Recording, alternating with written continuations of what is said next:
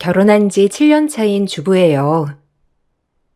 다정한 남편을 만나 행복할 줄만 알았던 제 삶이 변화가 된 건 결혼하고 얼마 지나지 않아서였어요. 결혼 전 그렇게 절 예뻐하셨던 시어머니는 결혼하자마자 바로 돌변하셨죠. 친구들이 시어머니는 아무리 잘해줘도 시짜다.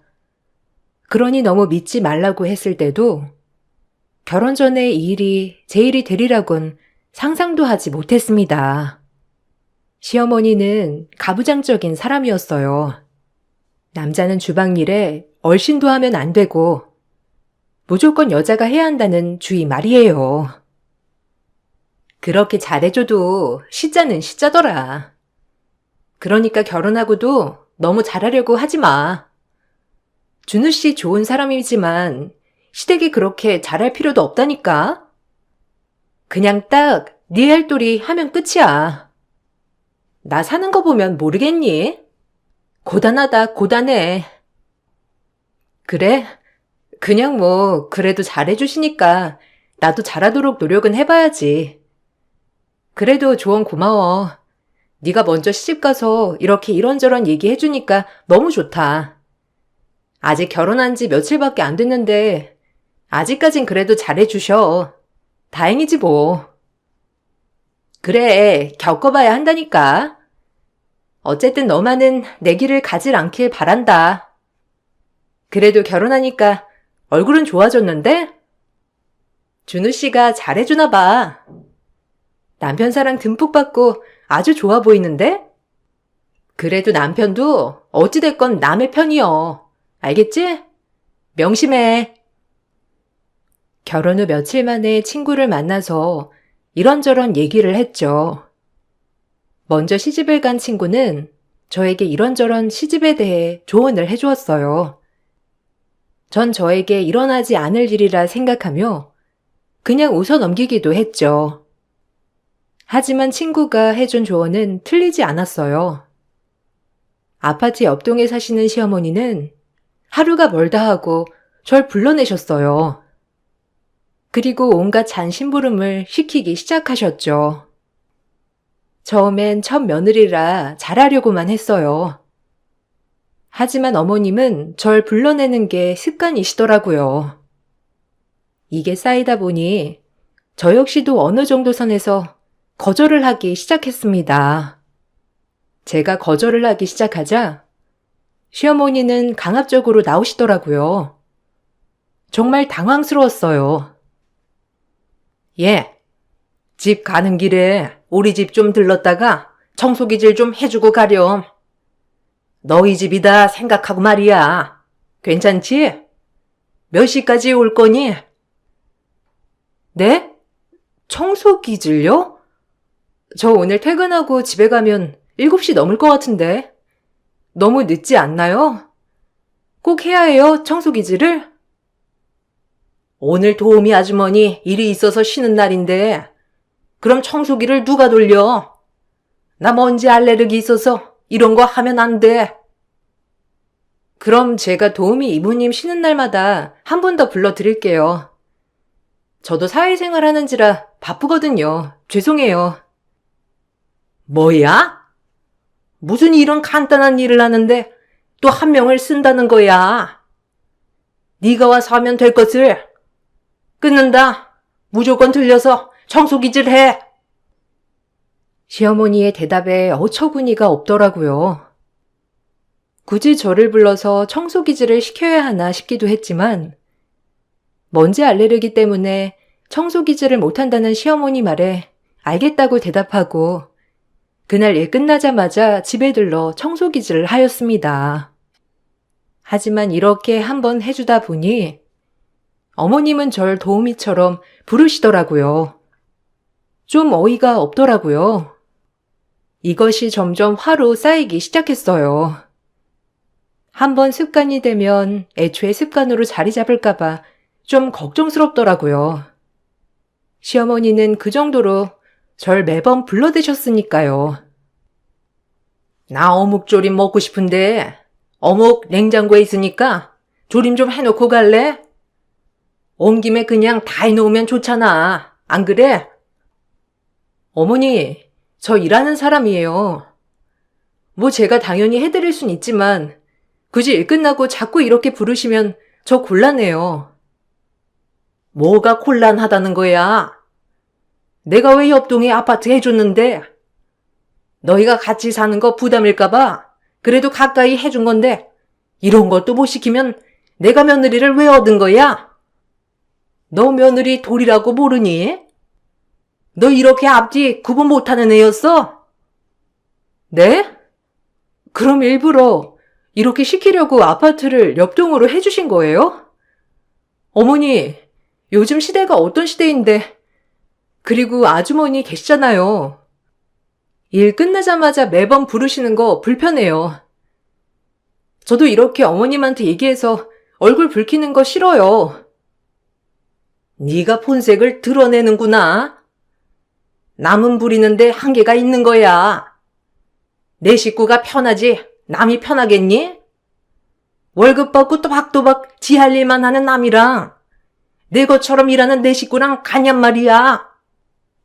어쨌든 이제 서로 성향을 알았으니 나한테 잘 맞춰라. 아니요, 죄송해요 어머니. 매번 이렇게 못 해드려요. 반찬 가게 요 앞에 있으니까 제가 어묵조림 사다 드릴게요. 어머님은 그렇게 저에게 모든 걸 다 맞추라고 했어요. 요즘 시대에 이런 일이 있을 수 있나 싶었죠. 결혼 후 저흰 신혼여행을 따로 가지 않았기 때문에 결혼 후 며칠 만에 일어난 일이었어요. 절 며느리가 아닌 본인의 수족처럼 부렸으니까요. 이 부분을 남편에게 말을 하였고 남편은 저 대신 어머님께 이런 일은 좀 아닌 것 같다고 똑부러지게 얘기를 하였습니다. 다행히 남편도 어머님을 이해하지 못하더라고요. 하지만 남편은 별 도움이 되진 못했어요. 어머님이 워낙 화가 많은 사람이었기에 어머님에게 따끔히 얘기를 하다가도 어머님 말에 휘둘리기 일쑤였으니까요. 정말 하루하루가 스트레스인 나날이었습니다. 나도 일하는 사람인데 일 끝나고 매번 집에 불러서 집안일 시키시는 어머님 좀 아니지 않아?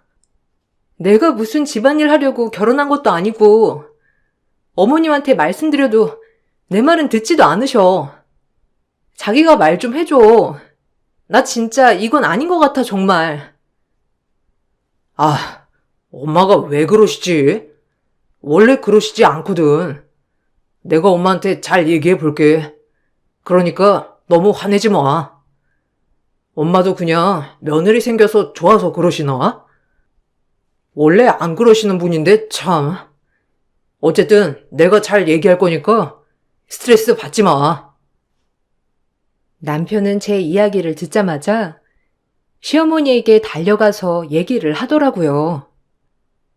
시어머니는 남편이 찾아오자 노발대발하시면서 저에게 쌍욕을 퍼부으셨어요. 순식간에 이게 무슨 일인가 싶더라고요. 너무 화를 내시니 제가 잘못했나 싶기도 했어요. 어머니에게 전 며느리가 아닌 그냥 이 집의 몸종과도 같은 존재더라고요. 그날 어찌나 화를 내시던지 너무 당황스러웠어요. 아니 엄마가 그렇게 미소 매일 불러대면 미소도 회사 생활하는 사람인데 힘들어요. 그러니까 엄마 아주머니한테 시키시고 미소는 그냥 두셨으면 해요. 결혼한 지도 얼마 안 됐는데 처음 결혼하는데 미소가 얼마나 힘들겠어요? 네? 뭐야? 아니 미소가 너한테 그렇게 말하라고 시키디? 예, 네가 말해봐. 네가 불만이면 네가 말을 해야지. 내 애들 앞세워서 지금 나랑 우리 준우 사이 갈라놓으려고 하는 거야? 아주 너 여우 같은 애다. 그렇게 안 봤는데 아주 못된 버릇이 있어. 어머니, 무슨 말씀을 그렇게 하세요? 여우 같다뇨. 제가 몇 번이고 말씀드렸던 부분인데 어머님이 제 말을 들어주시지 않으니까 그렇죠. 아, 저도 정말 어머님이 이러신 분인지 전혀 몰랐어요. 저야말로 충격이네요, 어머니. 기가 막혀 정말. 그래, 엄마. 너무 흥분했어. 진정해요. 내 말은 그게 아니라 우리들도 사회생활하는 사람이니까 좀 고려해 달라는 거죠. 네? 그게 그거잖아. 너 얘가 뭐라고 했길래 이렇게 변한 거야? 너 내 아들 맞아? 참나. 아주 몇 번 풀어먹었다고 아주 날 잡아먹겠다. 어쩜 이렇게 얘가 여우 같아? 하는 짓 보면 딱 나온다니까. 그렇게 여우짓 하는 거 아니다. 알겠어? 어디 여우짓을? 결국 저희들의 대화는 싸움으로 끝이 났어요. 집에 와 제가 뭘 잘못했는지 생각을 해봐도 전혀 모르겠더라고요. 남편과 잘 지내기 위해서 그냥 그러려니 하고 지내야 하는 건지, 아니면 이럴 때마다 어머님과 트러블이 있어야 맞는 건지 싶더라고요. 워낙 누구와의 언쟁을 극도로 싫어하는 저로서는 이 사실이 정말 고통스럽더라고요. 최대한 트러블이 없게끔 지내야겠다고 생각했죠. 내가 더 나이가 어리니 그냥 내가 먼저 사과를 드리자 생각을 했어요. 어차피 안 볼 사이가 아니었기 때문이에요. 그리고 이렇게 얼굴 붉혀봤자 저만 손해라고 생각을 했기 때문에 내린 결정이었어요. 어머님은 제가 사과드리자 당연하다는 듯 받더라고요. 어머님, 그날 일은 죄송했어요. 저도 너무 화가 나는 바람에 준우 씨한테 쏟아 부었네요. 그러니까 우리 다시 잘 지내봐요. 그래, 진작 이렇게 나와야지. 내가 그날 얼마나 어이가 없던지. 솔직히 말해서 여자가 시집을 왔으면 고분고분 해야 하는 거야. 알겠어? 나도 그렇게 살았다. 그러니까 너도 그냥 그렇게 지내면 나랑 트러블 날 거 하나도 없어. 알겠니? 물론 내가 생각을 해봐도 네가 너무 우리 아들에 비해 딸리지만 어쩌겠니? 우리 아들이 네가 좋다는 걸. 그래서 받아들인 거야. 네? 딸리다뇨? 어머님, 저 좋은 대학교 나와서 지금 좋은 회사 다니고 있어요. 뭐가 딸리다는 건지 좀 어이가 없네요. 그걸 모르는 것도 기가 막히는구나. 주제를 몰라도 너무 몰라. 어쩜 그렇게 주제를 모르니? 우리 아들 유학까지 갔다 와서 여자들이 줄 섰는데 너 좋다고 해서 허락해줬더니만. 선자리가 얼마나 들어온 줄 아니? 근데 널 데려온 거야. 알아? 어머니, 회사는 제가 더 좋은 데 다니는데요? 그리고 사람과 사람 사이 누가 기울고 기울지 않고가 어디 있어요? 있다니까. 어쨌든 그 많은 선자리 중에 너 데리고 온 건 솔직히 마음에 진짜 안 들었어. 그런데도 선택한 거야. 알겠니? 이제 잘 알았으니까 나한테 잘 맞추길 바란다. 죄송하다고까지 했으니 또 나 실망시키는 일은 없겠지? 어쨌든 그만 얘기하자. 어머님의 말이 어처구니가 없었지만 더 이상 싸우기 싫어서 어머님과 대화를 마무리했어요. 그리고 왜 지금까지 저를 그렇게 한여로 부리셨는지에 대한 답이 나오더라고요. 어머님은 남편보다 제가 한참 미친다고 생각을 했기 때문에 그렇게 저를 부려먹었던 거죠. 이제야 모든 의문점이 풀렸어요. 그리고 어머님이 조금 정상이 아니시라는 생각을 하게 되었지요.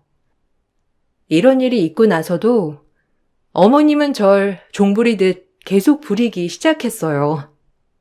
전 처음엔 모든 말들을 들어주었지만 점점 잘라내기 시작하였고요.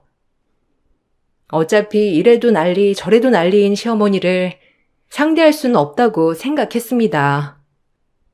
적당한 선에서 잘라내야겠다고 생각했죠. 오늘 우리 집 와서 미나리 좀 다듬어라. 미나리를 많이 샀는데 나 이런 거 할 줄 모르거든. 와서 좀 다듬어. 오늘 못 가요, 어머니. 저 오늘 회의 때문에 야근할 거거든요. 준우 씨 보낼게요. 준우 씨도 살림 잘하니까. 그럼 끊을게요. 뭐야? 이게 진짜? 네가 와야지 어떻게 우리 준우가 이런 걸 다듬으라는 거야? 잔말 말고 와. 알겠어? 안 오기만 해봐. 전 못 간다고 했어요. 오늘 중요한 회의예요, 어머니.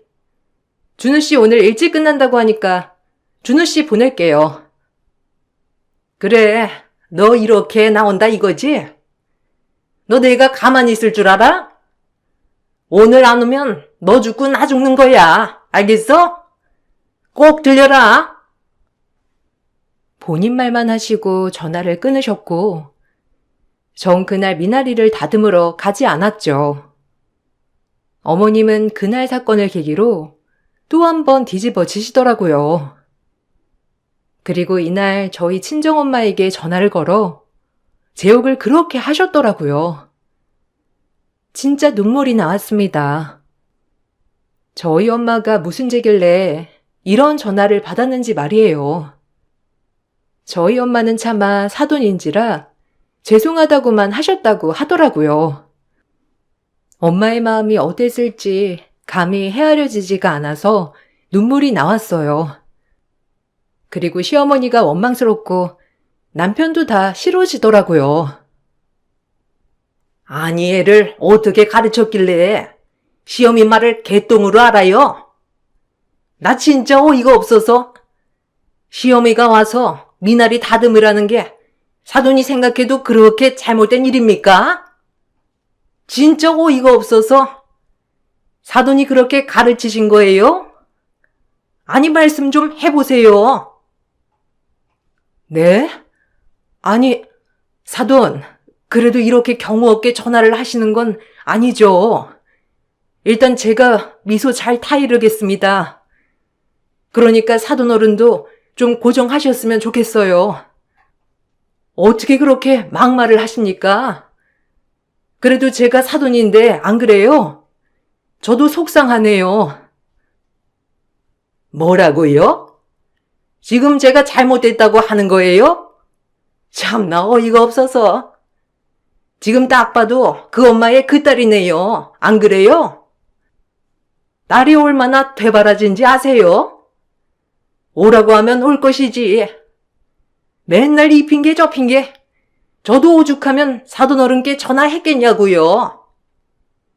금쪽 같은 우리 아들 밥이나 잘 얻어먹고 다니는지 심히 걱정스럽네요. 참나.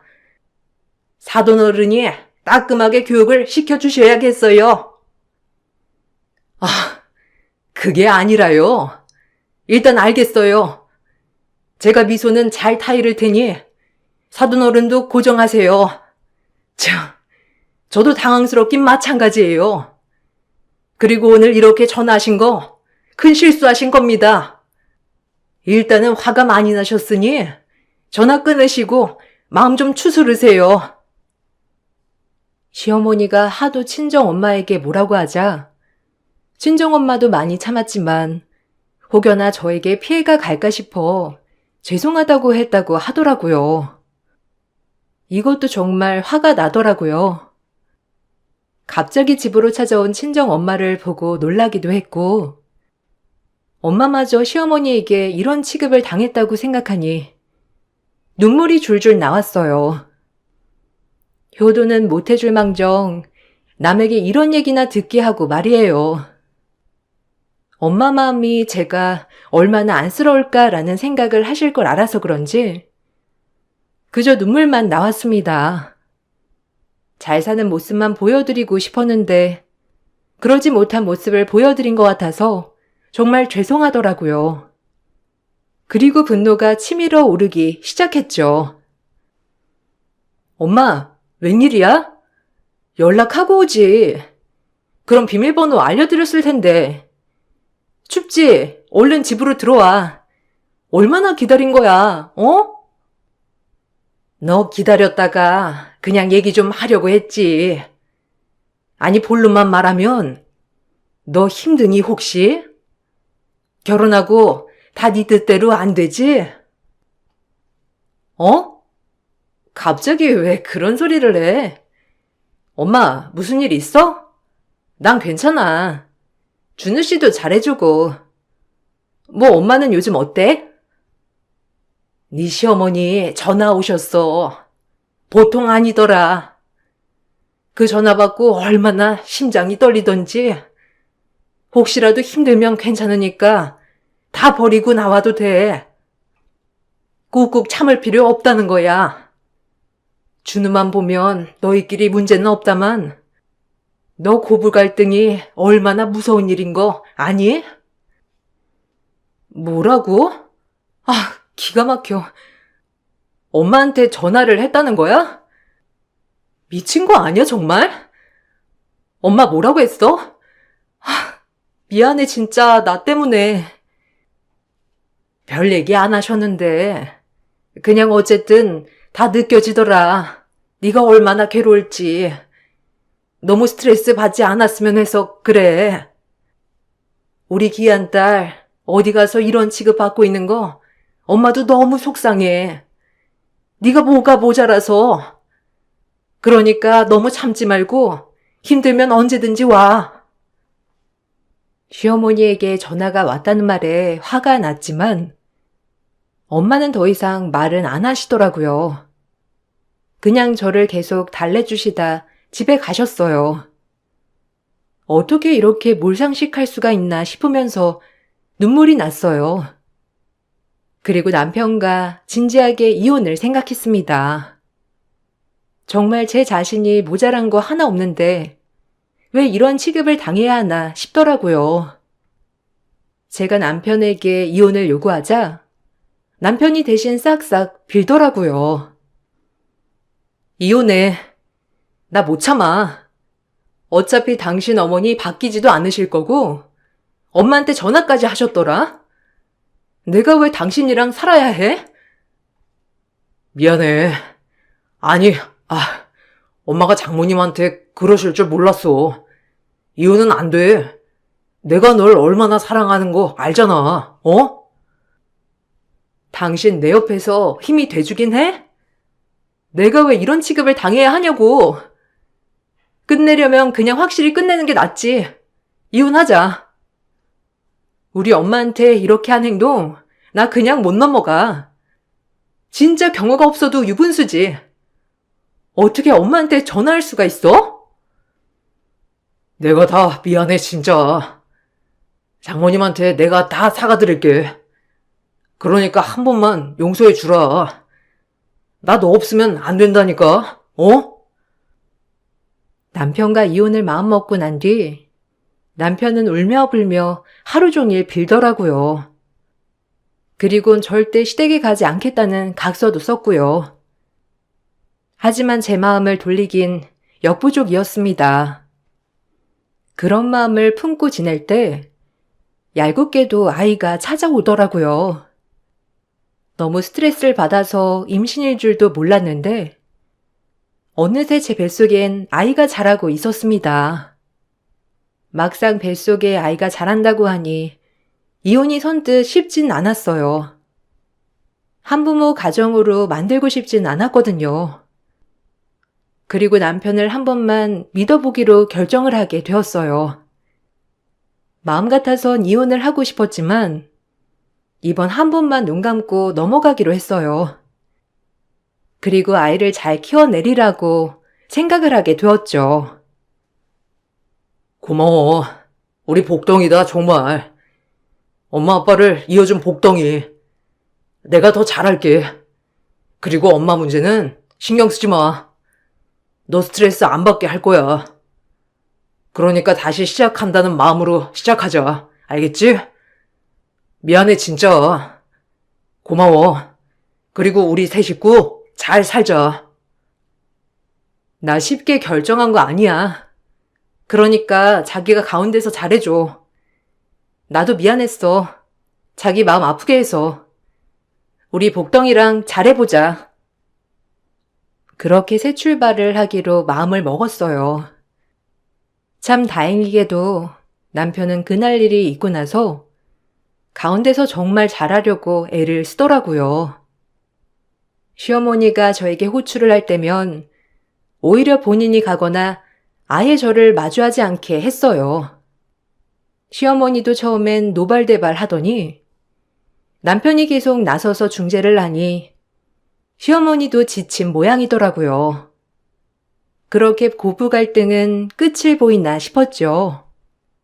그리고 전 아이를 낳았어요. 정말 어디 하나 안 예쁜 곳이 없더라고요.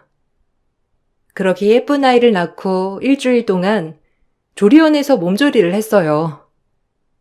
일주일 뒤 집에 가는 날, 시어머니는 아기 데리고 집에 들르라고 하시더라고요. 축하 기념 파티를 하자며 말이에요. 그래도 손주를 낳으니 어머님이 파티까지 열어주실 만큼 좋으신가 보다고 생각하여 그렇게 남편과 아이와 함께 시댁으로 향했어요. 엄마, 저희 왔어요. 신발장에 신발들이 많네? 엄마가 엄청 과하게 준비해 주셨나 보다. 아이 낳았다고. 아우, 신발들 좀 봐. 그러게, 얼마나 준비를 하셨길래 손님 초대도 굉장히 많이 하셨나 봐. 일단 들어가 보자. 어머님, 저희 왔어요. 남편과 같이 시댁으로 들어간 순간 전 놀라고 말았습니다. 그 집 앞에서 앞치마를 메고 이리저리 음식을 나르고 있는 엄마를 발견한 것이었죠. 전 순간 당황을 하였고 시어머니의 말이 더 가관이었어요. 정말 얼마나 화가 나던지 말이 안 나오더라고요. 아줌마, 여기로 홍어 무침 빨리빨리. 아유, 뭐가 그렇게 굼떠요? 여기 상에다 홍어 무침 가져다 놓고 떡도 좀 가져와요. 어머님, 이게 뭐 하는 짓이에요? 지금 저희 엄마가 왜 여기에 있으며 여기서 뭐 하고 계신 거냐고요? 네? 아, 이해가 안 가네요. 엄마, 여기 어쩐 일이야? 아니, 엄마가 왜 앞치마를 메고 여기서 홍어무침을 나르고 있냐고. 말을 해봐. 일은 어쩌고? 그 사돈이 부탁해서 너 애 낳고 얼마 안 됐는데 네가 이런 일 할 순 없잖아. 내가 하는 게 낫지, 안 그래? 엄마 괜찮으니까 밥부터 먹어. 몸부터 추슬러야지. 애 낳고 얼마나 몸을 아껴야 하는데 엄만 괜찮아. 네가 하는 것보다 훨씬 나아. 뭘 그렇게 놀라니? 뭐 이런 걸로. 너도 왔으면 밥이나 먹거라. 뭐가 그렇게 유난이라고? 며느리가 식모면 친정부모도 마찬가지지.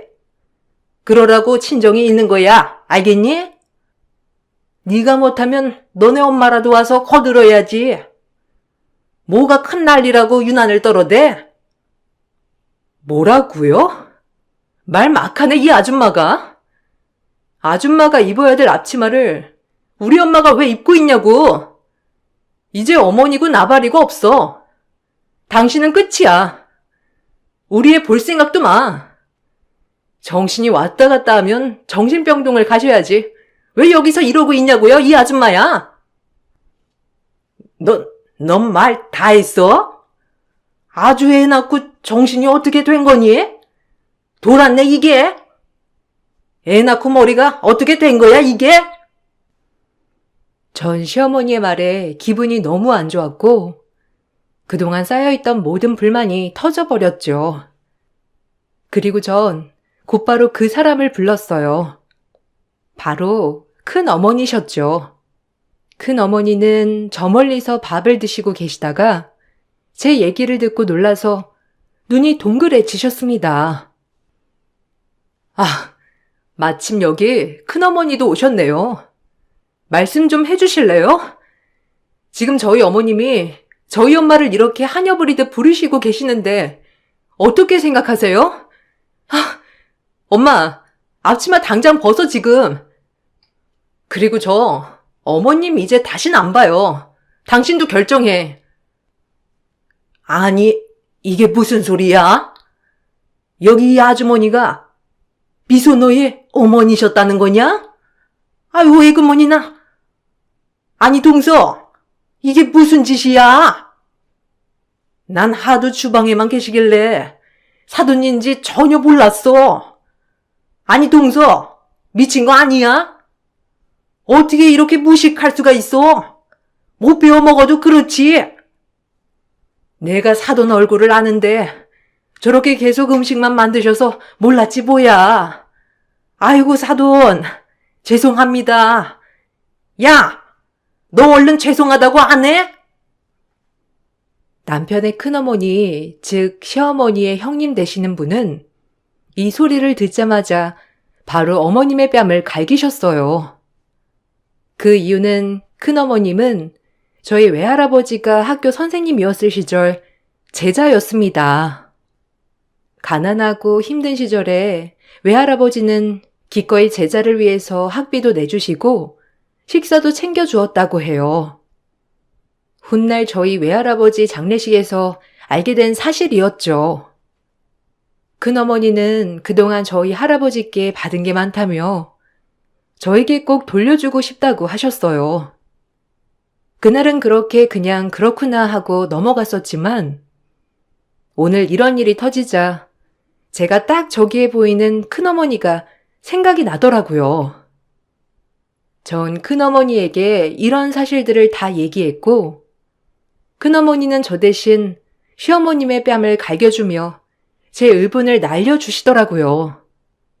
그리고 통쾌하게 한마디 해주셨어요. 얼마나 제 속이 다 시원하던지. 이 정신 나간 거사. 어디 사돈한테 이렇게 대해?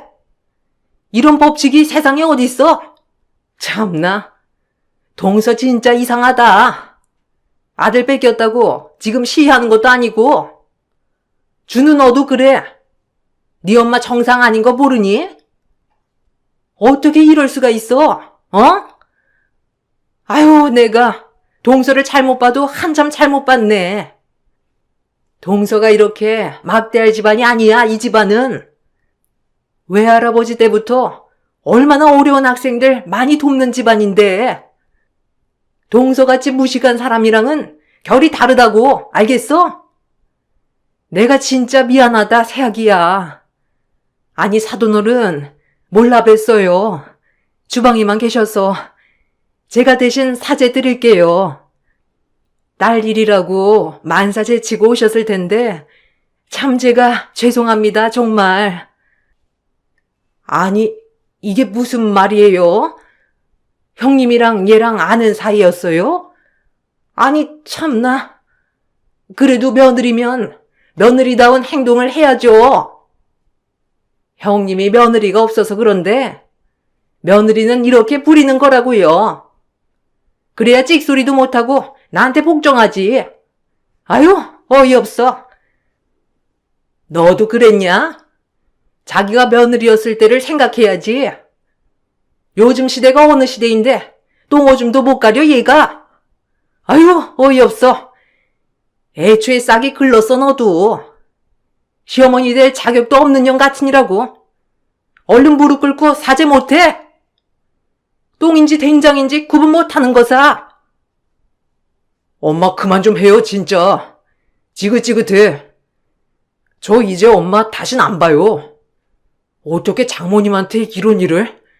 아휴, 제가 미소 보기 부끄럽고 장모님 얼굴 보기 나 부끄럽네요.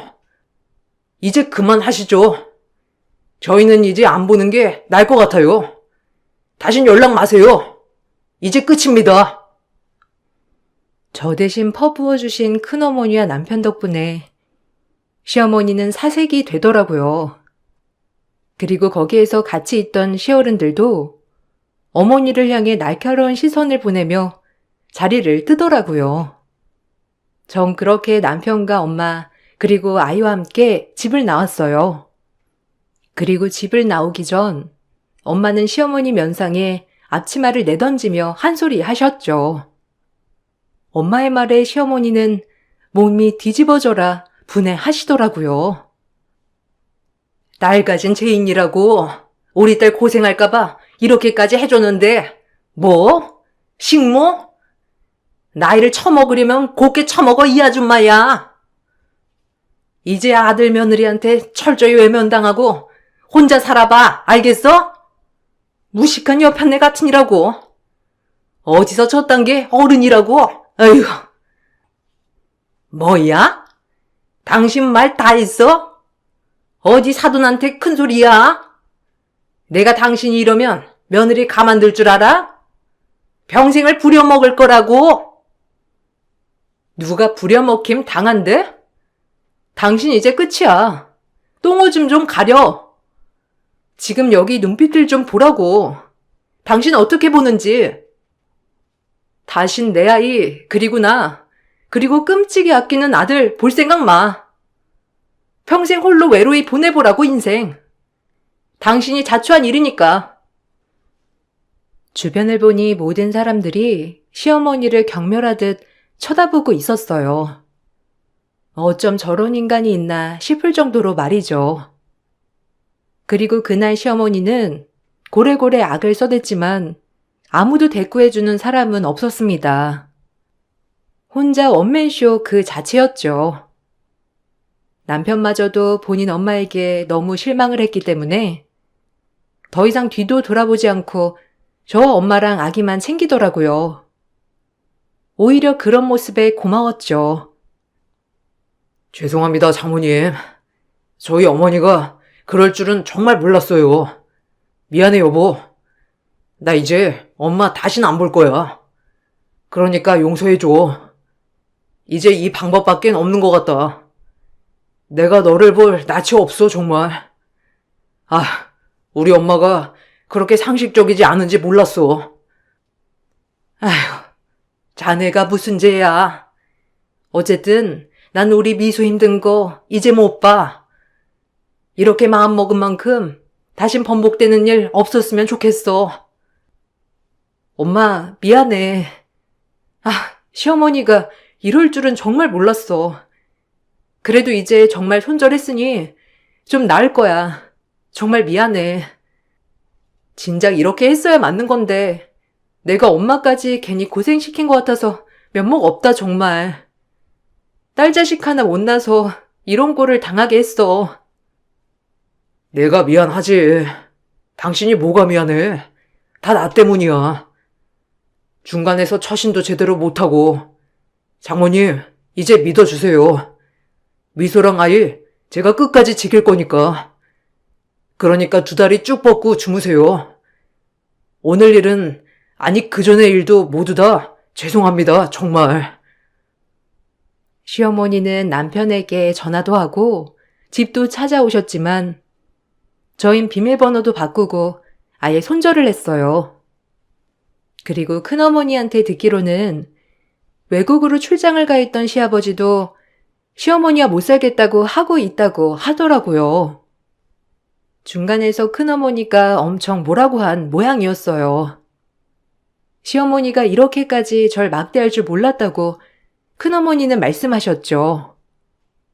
그렇게 시어머니는 모든 친인척 관계에서 소외가 되셨어요. 큰어머니 입김이 세다 보니 모든 친척들이 그 얘기를 듣고는 시어머니를 배척한 것이죠. 아주 못 배워 먹었다면서요. 그렇게 철저히 혼자가 되신 어머니는 이제서야 저에게 미안하다며 문자도 하셨지만 전 번호를 바꿨어요. 더 이상 상종하고 싶지 않아서였죠. 오히려 이렇게 정상적이지 않은 시어머니와 인연을 끊고 나니 마음이 편하더라고요. 아이 좀 보여줘라. 어떻게 이렇게 생으로 연을 끊겠다는 거니?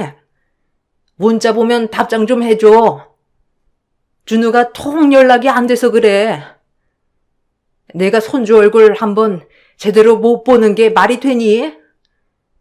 나도 반성했으니까 좀 연락 좀 다오. 어떻게 이놈을 방치한다는 거야? 너 하나 때문에 나 이혼당하게 생겼어. 그러니까 이거 보면 빨리 문자하든지 전화를 하든지 해다오. 알겠니? 이 문자를 끝으로 전 번호를 바꿨기 때문에 연락을 할 수 없었어요.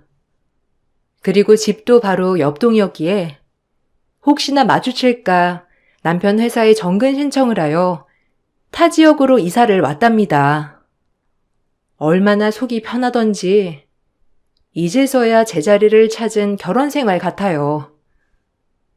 그리고 시어머니는 이렇지만 오히려 큰어머니와 더 많은 소통을 하게 되면서 지금은 저의 고민거리도 들어주시고 시댁에 있는 이야기도 소소히 전해주신답니다.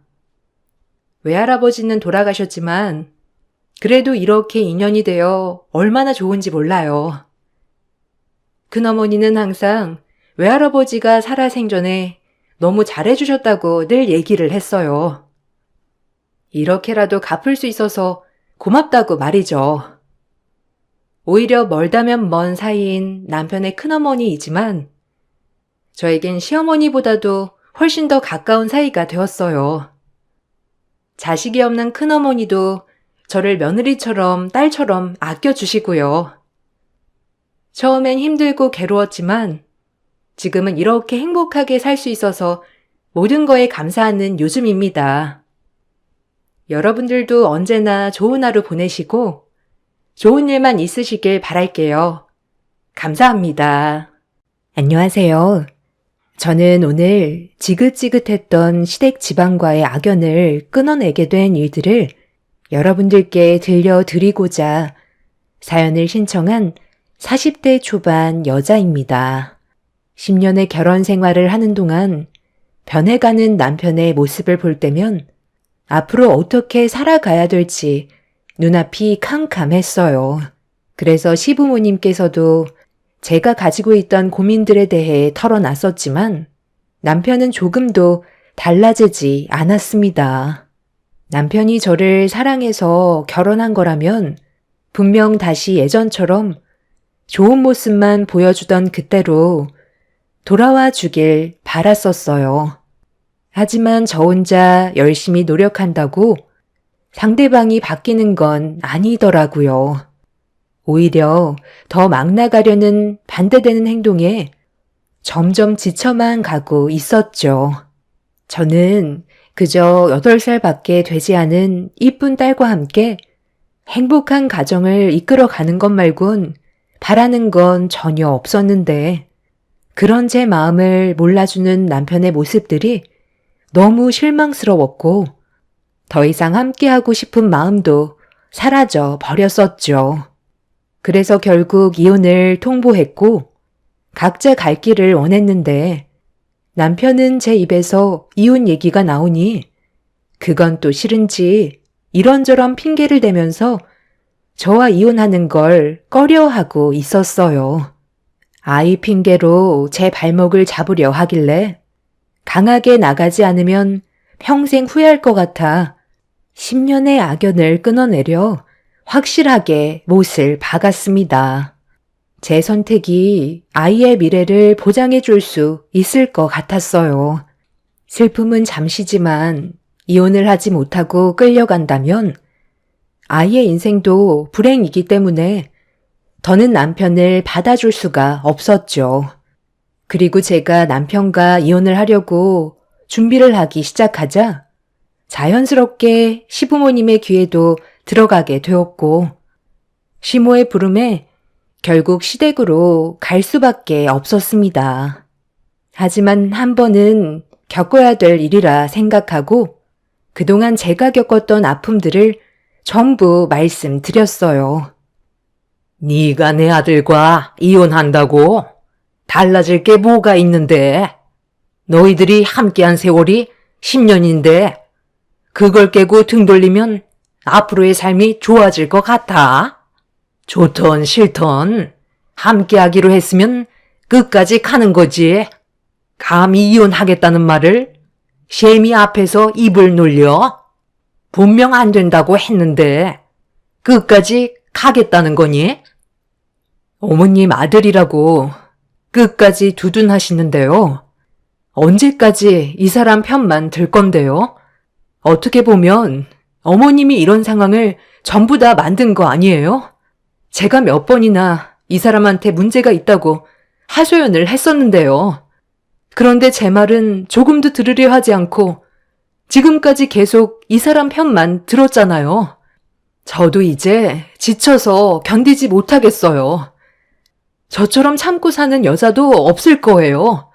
몇 번이나 부탁을 했었는데 달라지는 건 조금도 없었다고요. 어머님이 중간에서 이 사람을 제대로 잡아주셨다면 이렇게까지 되지는 않았겠죠. 매번 새로운 모습으로 저에게 충격을 주고 있는데 다음에는 또 무슨 일을 터뜨릴지 몰라 이제는 너무 두렵다고요.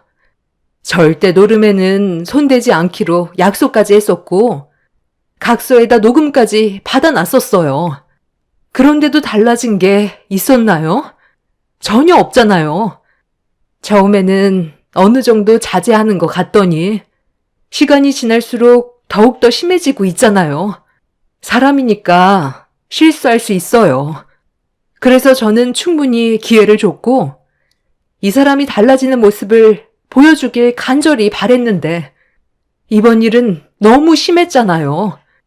그동안 제가 정말 아껴서 힘들게 저축해 놓은 자금을 저 몰래 빼간 거 아시면서 지금 그런 말이 나와요? 그 돈이 어떤 돈이었는데요? 아파트로 이사 가려고 힘들게 모아둔 자금이었다고요. 더는 이 사람과 함께 사는 거 미련 없어요. 나는 우리의 삶이 조금 더 윤택해지고 당신이랑 행복하게 살고 싶어서 그랬던 것 뿐이야. 내가 생각했던 계획은 그게 한탕해서 2배로 불려서 통장에 넣어주고 싶었는데 마음처럼 되질 않더라고.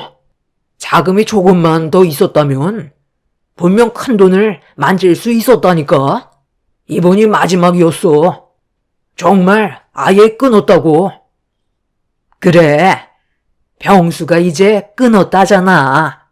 돈이야 또 열심히 일해서 벌면 되는 거고 사람이 살다 보면 이런저런 일도 다 겪는 거다. 이혼은 없던 일로 하고 앞으로 다시 시작하는 게 어떻겠니? 내 아들이 원래 뭐 하나에 푹 빠지면 헤어나오질 못하는 성격이라서 그래. 네가 좀 이해해줘라. 애도 생각해야지. 제 딸을 생각해서 이혼하려는 거예요. 이 사람 보고 뭘 배우겠어요? 그리고 뭔가 착각하시는 것 같은데요. 이 사람이 끊었다고요? 이거 보세요. 최근까지 대출받은 거 보시라고요. 주변 사람들이 뭐라는 줄 아세요?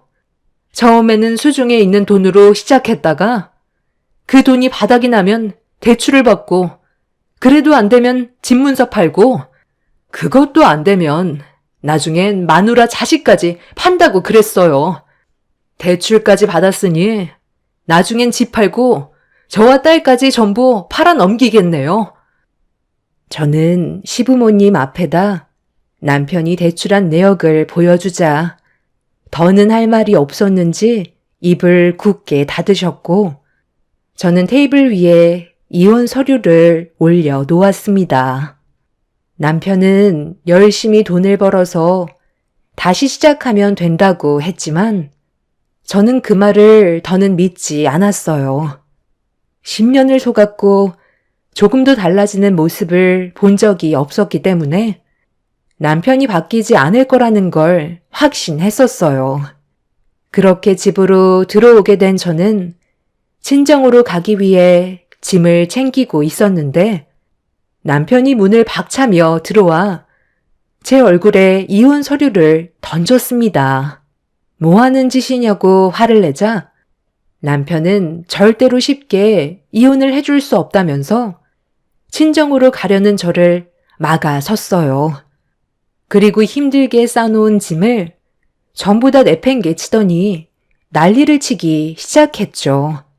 정말 힘들게 버티고 있는 건데 남편은 자기 잘못을 되돌아보고 저에게 진심으로 용서를 구하는 게 아닌 오히려 더 상황을 악화시키는 모습에 너무 화가 나 얼굴에 손을 올리고 말았습니다. 이성을 잃어버린 남편은 집안의 물건들을 전부 다 집어 던지면서 분노를 조절하지 못하고 있었어요. 제 딸이 많이 놀랐는지 울고 있는 모습에 더는 함께 있으면 안 될 것 같아 급하게 집 밖으로 나와 친정집으로 향하게 되었습니다. 남편은 끝까지 쫓아와선 건강이 좋지 않은 저희 엄마를 당황스럽게 만들었어요. 저를 밀치고 먼저 거실로 들어간 남편은 저희 엄마한테 따지듯 화를 내면서 절대로 이혼하지 않겠다며 자기 인생 10년에 대해 보상을 해줄 수 없다면 제가 원하는 대로 해주지 않겠다고 목소리를 높였습니다. 이게 다 무슨 말이니? 갑자기 이혼이라니? 너 박서방과 이혼하기로 한 거야? 그동안 잘 지내고 있는 것 같더니 그게 아니었던 거니? 장모님, 제가 이 사람한테 실수 좀 했습니다. 그런데 사람은 누구나 다 실수하기 마련이고 앞으로 그 잘못을 2번 다시 저지르지 않으면 되는 거 아니에요? 이게 지금 뭐 하는 짓이야? 우리 엄마 건강 상태가 안 좋다는 거 몰라? 쓸데없는 말 할 거면 당장 나가. 아직 우리 관계가 어떤지 전혀 알지 못하신다고. 왜 말씀드리지 않은 건데? 장모님도 아셔야지. 그게 맞는 거 아니야? 모르고 계신 상태에서 나중에 알게 되시는 게 더 큰 문제로 이어질 수 있다고. 어머님, 제가 실수 좀 했어요. 노름을 했는데 대출 좀 받았고 아파트로 이사 갈 자금을 전부 다 탕진해 버렸습니다. 그런데 저는 잘 먹고 잘 살려고 그랬던 것 뿐이었어요. 남들은 즐기기 위해 하지만 저는 가족들을 위해 했던 것 뿐이라고요. 그런데 이 사람은 제 마음을 조금도 알아주지 않고 이혼하자는 말부터 꺼내잖아요. 돈을 잃게 된 저도 마음이 아픕니다. 하지만 그 돈 또 벌면 되잖아요. 하루 이틀 사는 것도 아닌데 그 정도 돈 없어졌다고 이혼까지 하는 건 문제 아닌가요? 그러니까 지금 자네 말은 가정을 위해 더 큰 돈을 벌려고 노름을 했다가 오히려 더 큰 빚을 졌다는 말이야? 도대체 얼마나 있었는데 이 난리인 거야? 얼마 안 돼요. 통장에 있던 돈은 2억 정도 되고 대출로 5천만 원 받았는데 그건 일하면서 갚으면 되니까 그게 문제될 건 없어 보여요. 돈이야 있으면 있는 대로 없으면 없는 대로 살면 되는 거잖아요. 입에 풀칠만 하고 살아도 전혀 지장 없는데 이혼까지 하는 건 너무 하는 거 아닌가 싶어요. 장모님이 이 사람 좀 설득해 주세요. 남편의 말이 끝남과 동시에 엄마는 화장실로 들어가시더니 대야의 물을 한 바가지 퍼서 남편의 면상에 냅다 뿌려 버렸습니다. 그리고 남편에게 온 힘을 짜내 소리를 질렀어요. 당장 저와 이혼하라고 화를 내셨죠. 얼굴과 온몸이 젖어버린 상태로 당황해하는 남편을 향해 또다시 물을 한 바가지 퍼부었고 엄마가 난리를 치자 남편은 꼬리를 내리고 집 밖을 뛰쳐나갔습니다. 문 밖에서 남편은 저희 엄마의 행동을 이해할 수가 없다면서 대화로 풀어가길 원했지만 엄마는 조금도 들어주지 않으셨어요. 너무 흥분하셔서 통증이 심해지셨는지 급하게 약을 드시고 방으로 들어가 힘겹게 자리에 누우셨어요. 엄마가 진정이 되실 때까지 저는 밖에서 기다렸고 그렇게 몇 시간 뒤 방문을 열고 나오신 엄마는 날이 가면 갈수록 안색이 많이 안 좋아지셔서 힘들어하고 계셨죠. 엄마는 위암 말기로 고통 속에 살고 계셔서 저희 부부 문제로 스트레스 받으실까봐 전혀 내색하지 않고 엄마한테 숨기고 있었어요. 세상 떠나실 날이 얼마 남지 않으셨는데 괜한 걱정 끼쳐드리고 싶지 않았습니다. 그런데 남편은 엄마의 몸 상태가 어떤지 뻔히 알면서 앞뒤 가리지 않고 문제를 더 크게 만들었어요. 이 일로 인해 엄마는 지속적으로 스트레스를 받으셨습니다. 엄마는 침착하게 저희 부부 관계가 어쩌다 이렇게까지 됐는지 물어보셨고 어쩔 수 없이 모든 걸 털어놓을 수밖에 없었습니다. 엄마도 남편과는 더 이상 함께 살아봤자 의미가 없다고 판단하셨는지 이혼하는 게 좋을 것 같다는 의견을 주셨고 저는 한동안 친정집에서 생활하면서 남편과의 이혼 소송을 준비하고 있었습니다. 최대한 좋게 이혼을 하고 싶었지만 시부모님과 남편은 소송까지 가길 원하고 있었어요. 물고 늘어지려는 행동들 때문에 너무 힘이 들었었고 엄마의 건강까지 챙겨드려야 해서 정신이 없었습니다. 이혼 소송은 제가 생각했던 것보다 상당히 오랜 시간이 걸릴 것 같았어요. 엄마는 제가 이혼을 잘 할 수 있을지 걱정이 많으셨죠. 그렇게 하루하루 힘든 날들을 보내고 있던 어느 날 엄마가 갑자기 쓰러지셨고 119의 도움을 받아 응급실로 향했지만 많이 힘들어 보였어요. 위암 말기였던 엄마는 저와 함께 할 수 있는 시간이 많지 않다는 걸 느끼고 계셨는지 앞으로 독하게 살아야 한다면서 엄마도 먼저 세상을 떠나신 아빠 곁으로 떠나시려고 준비를 하셨어요. 너무 갑작스럽게 건강이 악화가 되다 보니 맨정신으로 버티는 게 너무 힘이 들었죠. 그동안 엄마와 함께했던 모든 추억들이 머릿속으로 스쳐 지나가고 못해드렸던 것만 떠올라 너무 마음이 아팠습니다. 엄마는 결국 오래 버티지 못하시고 며칠 뒤 꽉 잡은 제 손을 놓고 말았습니다. 엄마가 제 곁을 떠나셨다는 게 믿어지지가 않을 만큼 큰 충격을 받았고 헤어나올 수 없는 슬픔에 잠겨 오열을 하고 있는데 이 소식을 들은 시댁 식구들이 장례식장으로 찾아왔어요. 상대조차 하고 싶지 않아 최대한 신경 쓰지 않고 있었죠. 그래도 10년을 함께한 남편이라고 고인이 되신 저희 엄마를 위해 제가 신경 쓰지 못하는 것들을 챙겨 주었고 저는 그 모습을 묵묵히 지켜보고 있었습니다.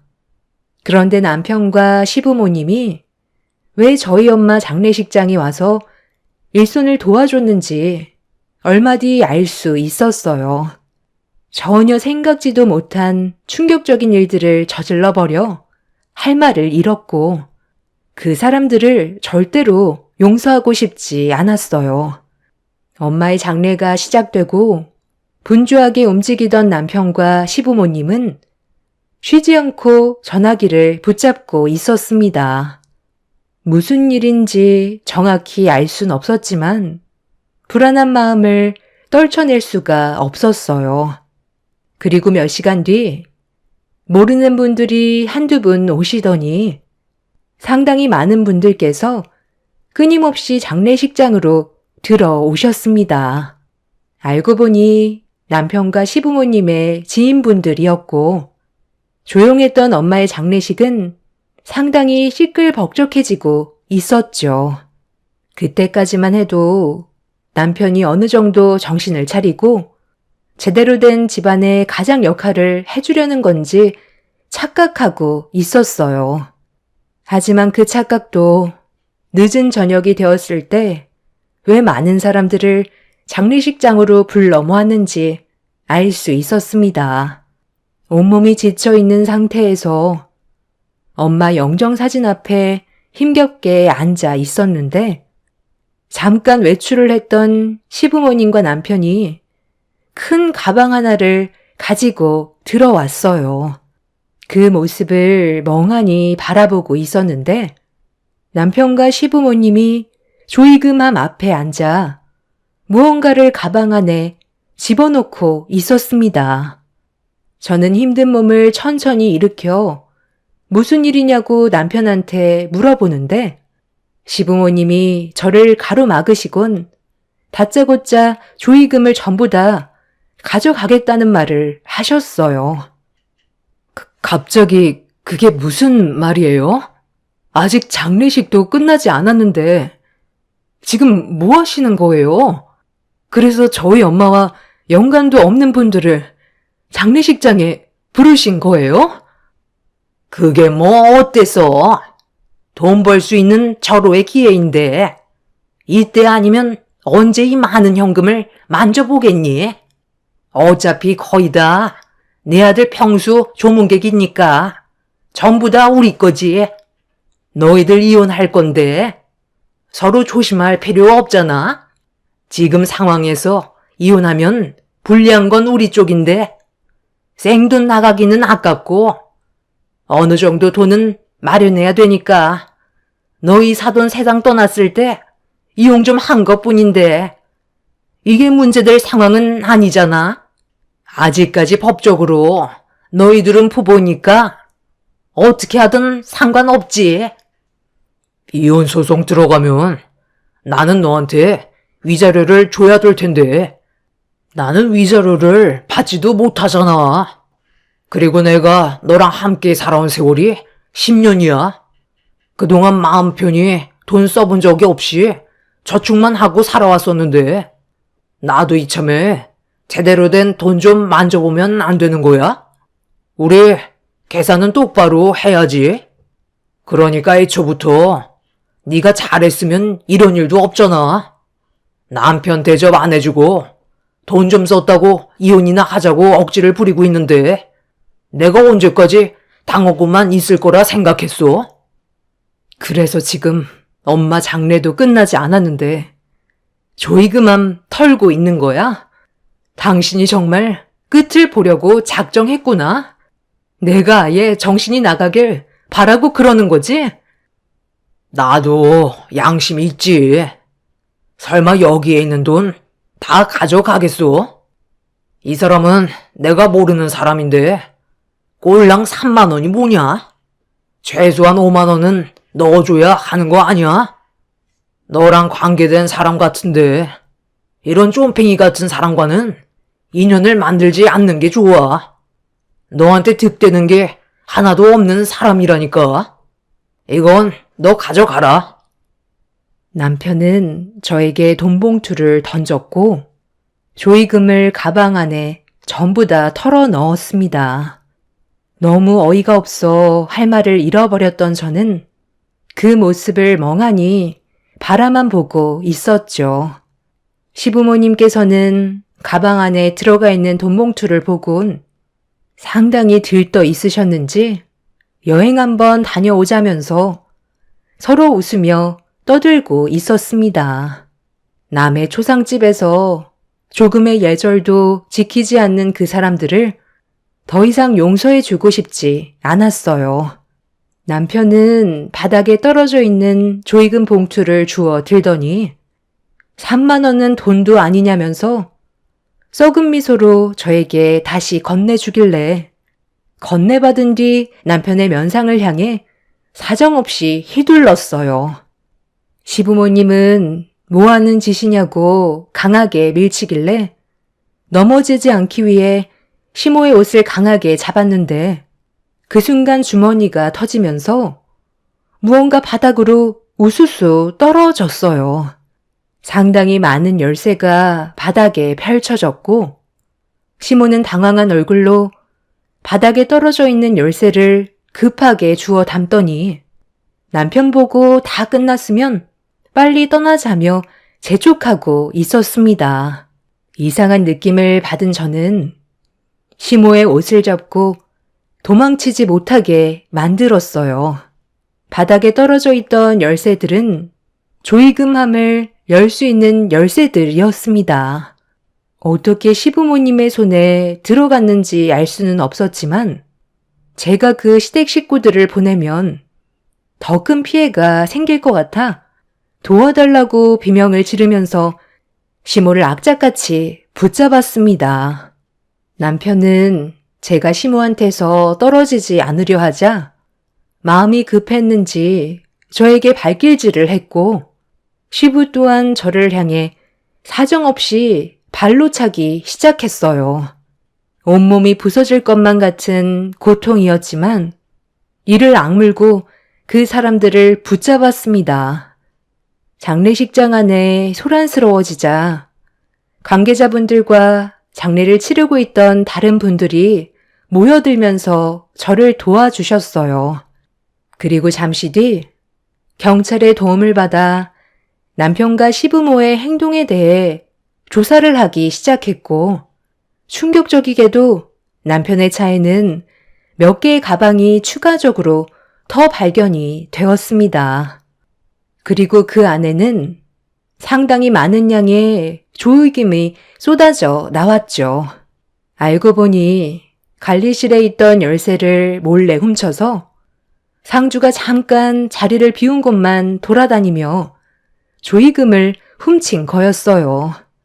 모두가 지쳐있는 상태에서 잠깐 잠이 들었을 때의 기회를 노려 범행을 저지른 거였죠. 모두의 허점을 노린 남편과 시부의 과감한 행동은 각 장례식장 안을 비추고 있는 CCTV를 가리는 치밀함까지 보이고 있었습니다. 결국 시부모와 남편은 법적인 처벌을 면하지 못하는 처지가 되어버렸고 도망치기 위해 저에게 발길질을 멈추지 않았던 그 사람들에게 상해죄를 물어 위자료 청구 소송과 남편과의 이혼까지 일사천리로 진행을 할 수가 있었습니다.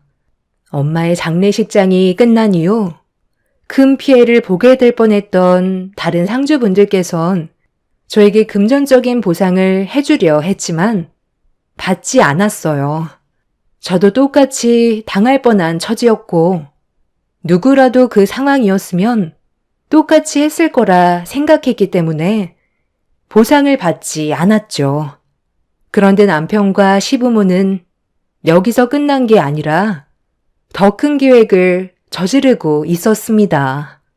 남편이 장례식장 관계자인 척 연기를 하면서 장례 중인 상주의 집만 골라 범행을 저질렀고 집을 비운 틈을 타 집 안으로 들어가 값비싼 금품들을 훔치고 있었다는 게 CCTV에 고스란히 포착이 되어 있었습니다. 모든 범행을 인정한 남편은 알고 보니 노름으로 인한 대출빚을 갚기 위해 저지른 범행이었죠. 추가적인 범행이 가중처벌을 받게 되었고 그 사람들은 징역을 면하지 못하게 되었습니다. 저 또한 남편과 엮여있는 모든 걸 정리하고 다른 지역에서 새 출발을 하려는데 10년 전에 남편과 결혼을 했을 때의 반지가 서랍에서 발견이 되었어요. 모든 상황들이 너무 정신이 없이 흘러가서 하고 싶은 말도 하지 못해 면회를 하게 되었죠. 이게 뭔 줄 알아? 당신이랑 내가 10년 전에 함께 주고받았던 결혼 반지야. 지금은 우리가 이런 상황까지 오게 됐지만 그때는 정말 행복하게 잘 살아갈 줄 알았는데 당신이 이런 모습을 하고 있으니 정말 마음이 아프다. 2년 동안 나한테 원망을 하기보단 당신이 앞으로 다시 사회에 나와서 어떻게 살아가야 할지 고민을 했으면 좋겠어. 그리고 다시 시작할 때는 제대로 된 삶을 살기를 바랄게. 우리 딸 아이니는 걱정하지 마. 잘 지내고 있으니까. 하지만 당신한테는 평생 보여주지 않을 생각이야. 그게 오히려 아이한테 안 좋은 영향을 끼칠 게 뻔하거든. 좀 전에 시어머니 면회하고 왔는데 나한테 화가 많이 나셨더라고. 나오면 절대 가만두지 않겠다더라. 시아버지는 면회조차 거부하던데 당신 말대로 사람은 누구나 실수를 하기 마련이지만 그걸 바로잡지 않는다면 그건 실수가 아니겠지. 그러니까 당신만큼은 우리 아이니를 위해서라도 정신 바짝 차리고 새 삶을 살길 바랄게. 그리고 이 결혼 반지는 오늘 처분할 거야. 그 안에서 앞으로의 미래를 계획하고 2번 다시는 노름하는 근처에도 얼씬거리지 마. 한 번뿐인 인생. 그래도 아이에게 부끄럽지 않게 정상적으로 살아야 하지 않겠어? 이게 누구 때문인데? 나는 당신을 절대로 용서하고 싶지 않아. 내가 출소하자마자 당신 먼저 찾을 거고, 그때는 가만두지 않을 거야. 다 잘 먹고 잘 살려고 했다가 실패를 하게 된 건데, 나를 여기까지 오게 만들어? 내가 절대 찾지 못하는 곳에서 숨어 지내는 게 좋을 거야. 당신을 찾는 순간 어떻게 될지 나도 모르겠거든. 당신을 먼저 처리하고 내 인생을 개척해 나가야 삶이 편해질 것 같아. 10년 전에 당신을 만나지 않았다면 나도 정상적인 인생을 살았을 거라고. 나를 만났으니까 네가 지금까지 살아있을 수 있었던 거야. 나를 안 만났으면 지금 숨쉬고 있었을 것 같아? 진작에 노름에 술독에 빠져서 헤어나오지 못했겠지. 나를 찾아서 뭐 어쩌려고? 무모한 짓 할 생각하기 전에 당신 인생이나 되돌아봐. 태도를 보니까 아직까지 잘못을 뉘우치기에는 시간이 오래 걸릴 것 같네. 그럼 그 안에서 잘 지내. 평생 동안 당신이 찾을 수 없는 곳에서 내 딸과 행복하게 살아갈 거니 우리 걱정은 안 해도 될 거야. 남편은 저에게 상당히 분노하고 있었지만 저는 조금도 두렵지 않았습니다. 그 사람보다 제가 가진 게 훨씬 많았으니까요. 아직 2년이라는 시간이 남았고 그 시간 안에 저와 제 딸은 그 사람들이 찾을 수 없는 곳으로 떠날 생각입니다. 그동안 정말 힘들었는데 이렇게 악연을 끊어내고 나니 제 속이 너무 후련하네요. 무언가 꽉 막혀 있던 게 뚫리는 것 같은 느낌입니다. 세상에는 절대로 만나지 말아야 될 사람이 있다고 하죠. 노름과 술과 여자에 빠져 있는 사람들은 무조건 걸러야 된다고 했는데 저는 그렇게 하지 못했고 힘든 시간들을 버텨왔지만 지금이라도 새롭게 시작할 수 있다는 거에 감사할 뿐입니다.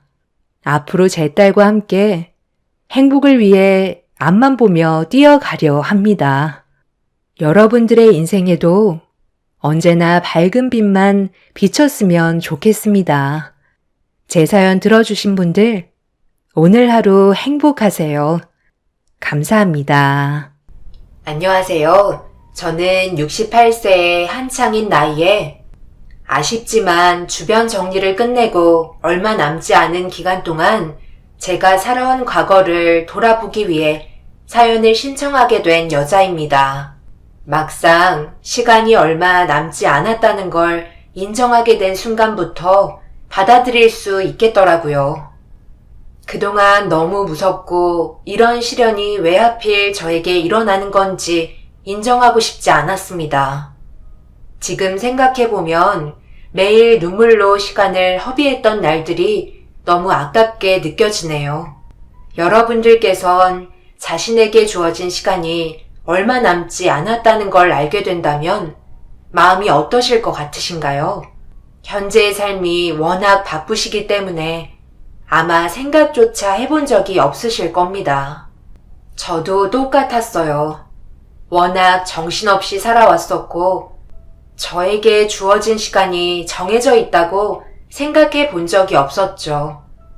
그런데 막상 몸에 이상을 느끼고 병원을 찾아가 정밀 검사를 받았을 때 의사는 길어야 6개월 정도의 시간을 판정 내렸습니다. 신도 아닌 인간이 제 삶의 시간을 정한다는 게 우스웠어요. 그리고 제가 췌장암 4기 판정이 내려진 소식을 접하게 된 아들은 오열을 하며 현실을 받아들이지 못했습니다. 그래도 30년의 세월 동안 홀로 아들을 키워오면서 법관을 만들어놨으니 더 이상 바랄 것도 없고 편히 눈을 감을 수 있게 돼서 마음은 한결 편합니다. 제가 정해놓은 목적지는 아들을 법에 관련된 직업을 가질 수 있게 길을 닦아주는 거였는데요. 남편이 없는 빈자리도 채워주려 정말 많은 시간을 홀로 발버둥치며 살아왔었어요. 어떤 식으로 지금까지 하나뿐인 아들을 법관으로 만들었는지에 대한 과정을 적어 내려가려고 여기에 사연을 신청한 건 아니에요. 저희 가족에게 더 중요한 사건이 있었거든요. 불과 1년밖에 안 됐고 지금도 진행 중에 있습니다. 저에게 남아있는 시간을 최대한 효율적으로 사용해 여러분들의 의견을 아들에게 알려주고 싶어요. 그래야 앞으로의 인생을 살아갈 때 자신의 길을 정하는 데에 있어 좀 더 수월할 것 같네요. 1년 전 어느 날 아들이 저를 거실로 부르면서 이야기는 시작됩니다. 엄마, 말씀드릴 게 있어요. 다름이 아니라 그동안 저를 위해 지금까지 많은 희생을 하셨잖아요. 아버지가 세상을 떠나신 지도 오래됐는데 새 출발하실 생각 없으세요? 앞으로 제가 엄마의 인생을 즐겁게 해드리고 싶어요. 그럴 자격 충분하시고요. 그래서 말 나온 김에 남자 한 명 소개해드릴까 하는데 엄마 생각은 어떠세요? 무작정 싫다고만 말씀하시지 말고요. 정말 괜찮은 분이라서 그래요. 두 분이 성격도 잘 맞으실 것 같고요. 평생 저만 보며 살아갈 수 없잖아요. 엄마도 누군가에게 의지할 분이 필요해요. 점점 더 기력이 약해지시면 배우자가 절실히 필요해진다고요. 그냥 아들이 나한테 효도하려고 이런 노력을 해주는 거라고 생각해 주세요. 일단 가볍게 만나보시는 게 좋을 것 같은데 괜찮으시죠? 그럼 약속부터 잡을게요. 잠깐만, 갑자기 이런 식으로 나오는 게 어딨어? 엄마는 그런 거에 전혀 생각이 없는데 의견도 안 물어보고 일방적으로 결정해서 통보를 하는 건 엄마를 난감하게 만드는 거잖아. 미안하지만 지금 현재 누군가와 새로운 인연을 만들고 싶지가 않다. 아들은 싫다고 반대하고 있는 저를 계속해서 설득을 시키려 며칠을 따라다녔어요. 결과를 보여주지 않으면 포기는 없을 것 같아 결국 자리를 만들게 되었고 제 생각을 확실하게 표현한 뒤 서둘러 마무리를 지으려 했었습니다. 결국 약속된 장소에 도착해 분위기 좋은 레스토랑에 혼자 앉아있는 남자가 있길래 조심스럽게 다가갔어요. 그리고 예상했던 대로 저와 약속을 잡은 분이셨고 어색한 인사를 주고받은 뒤 앉자마자 줄지어 나오는 코스 요리를 함께 먹으면서 조심스럽게 대화를 주고받았습니다. 그래도 이렇게 나와주셔서 정말 감사합니다. 얼굴 한번 못 뵙고 끝나는 건 아닌지 걱정을 많이 했었거든요. 실은 제가 성훈이한테 자리 좀 만들어 달라고 부탁을 했었습니다. 기억하실지 모르겠지만 저희 식당 오픈식 날 방문해 주셨거든요. 그날 인상이 너무 좋게 다가와 조금이라도 대화를 나눠보고 싶은 마음에 성훈이 설득시키느라 한참 동안 애먹었네요. 그 사람이 설명하는 말에 그제서야 기억이 나기 시작했었어요. 성훈이와 친분이 있는 분이 식당을 오픈한다고 저를 데려간 적이 있었거든요. 그때 잠깐 인사를 나눈 적이 있었는데 단 하루뿐이라 기억 속에 사라진 상태였죠. 그래도 한번 얼굴을 뵌 적이 있어서 그런지 어느 정도 긴장은 풀린 상태였어요. 그렇게 음식을 먹으며 그 사람이 저에게 궁금했던 점들을 물어보는 질문에 답해주는데 비슷한 연령대라서 그런지 어느 정도 대화가 통하는 느낌이 들면서 저도 몇 가지 질문을 하게 되었죠. 그리고 알게 된 건 오래전 결혼한 배우자가 사고로 세상을 떠났다는 걸 들을 수 있었습니다. 저와 비슷한 점들이 상당히 많았었고 자식은 없었지만 지금까지 세상을 떠난 아내에 대한 그리움에 평생을 괴롭게 살아온 것 같았습니다. 그런데 저를 처음 본 순간 많은 것들을 알아가고 싶은 생각이 들었다며 자신의 속마음을 꺼내면서 진심이 담긴 눈빛으로 고백을 했어요. 저를 관심 있게 봐주신 건 감사하지만 지금은 누군가를 만나고 싶다는 생각을 해본 적이 없어요. 그런 감정 또한 생긴 적도 없고요. 그저 성훈이의 앞날이 잘 되길 바라는 마음밖엔 없어요. 지금도 도움을 줘야 하는데 그런 관심을 다른 사람과 나누고 싶지 않아요. 충분히 그 마음 이해합니다. 하지만 성훈이가 결혼하게 될 여자가 생긴다면 경분 씨의 빈자리를 대신 채워주지 못할 거고 그렇게 되면 경분 씨는 공허함이 찾아오면서 외로움과 우울증이 함께 올 수 있어요. 지금부터 저희가 무엇을 하자는 게 아니에요. 서로 조금씩 알아가면서 아주 가끔 시간이 날 때 지금처럼 간단하게 식사라도 하면서 서로의 말동무가 되어준다면 분명 또 다른 감정과 상대방의 필요를 느끼지 않을까요? 그런 식의 감정도 싫다면 친하게 지낼 수 있는 관계도 좋다 생각합니다.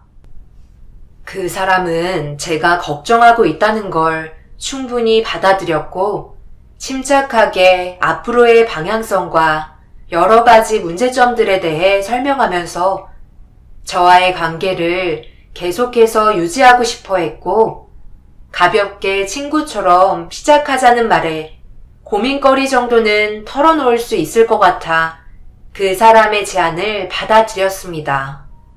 그렇게 꽤 긴 시간 동안 많은 대화를 주고받은 뒤 집으로 돌아왔어요.